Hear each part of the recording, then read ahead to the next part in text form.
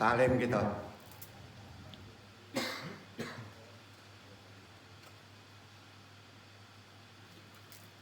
Insya Allah hari ini taklim kita masuk kaji baru. Kemarin kita bahas perkara hakikat Ramadan terkait dengan amalan doa harian. Sudah itu kini agak berat sebetulnya kaji gini. Lil hurmati waktu Ramadan. Artinya kita memasuki rahim waktu Ramadan di putaran kedua. Waktu Allah itu adalah sasarannya kita tidak puasa dengan waktu dzahir, walaupun kita ditempatkan di waktu dzahir.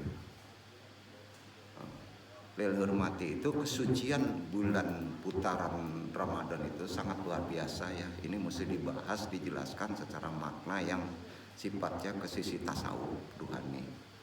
Kalau Allah berkehendak, kita bisa dimasukkan ke waktu itu. Dan dimensi waktunya itu berbeda dengan rasa seperti sekarang.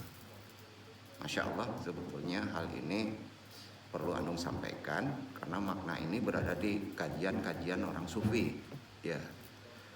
Jadi kalau tiap hari waktunya itu kan dibatas dengan yang disebut waktu fardu. Itu waktu Allah. Ramadan itu penuh 30 hari waktu Allah. Bedanya itu ya. Jadi kalau di secara syariat waktu tidak dibahas secara umum karena makna harfiahnya dijabarkan itu sulit ya, karena perbedaannya tidak ada batas ya kalau di waktu ruhani. Sedangkan waktu kita terbatas karena waktu tidak dipisahkan dengan ruang. Waktu kan harus sama dengan, kalau ada waktu berarti ada ruang ya. Jadi waktu dan ruang itu tidak bisa dipisahkan selama antum hidup ya. Nah, jadi ini memang sulit ya wilayahnya. Kalau di kitab Ilmu Al-Arabi Asy-Syakandari Syekh Abdul Qadir Jilani, dimensi waktunya beda dengan kita. Kalau dimensi waktu itu akhir tidak jatuh di sini ya. Betul kan? Nah, itu ada di Ramadan. Sayangnya kita tidak memahami konsep secara ruhani itu sendiri. Kita bahas, mudah-mudahan Allah meridhoi kaji ini. Dan ini sebetulnya wilayahnya sudah wilayah, bukan wilayah intelektual lagi ya. Ya, mungkin kalau ada misalnya anak-anak UIN ya yang mendalami tesis, membuat tesis hukum waktu ya mabok dia. Referensinya juga susah ya. Insya Allah al-hurmati waktu Ramadan. Assalamualaikum warahmatullahi wabarakatuh. Kategori babnya ilmu adab dan waqat ya. Tentunya konsepnya torekoti tasawuf ya. Pengamalnya para sufi ya, kita juga pengamalinya. Alhamdulillahirabbil alamin. Hamdan habibi, hamdal mustafirin, hamdan yuasi, yuamahu yukafi umajidah, asyhadu an la ilaha illallah wa asyhadu anna Muhammadan abduhu wa rasuluh. Allahumma sholli wa sallim wa barik ala sayyidina Muhammadin wa ala alihi wa baitihi juriyatihi ajmain. Sebelum kita talim, mari kita sama-sama kita kuatkan kembali keislaman kita dengan syahadat. Kemudian kita memohon terima kasih kita kalau dapat ada syafaat dengan sholawat.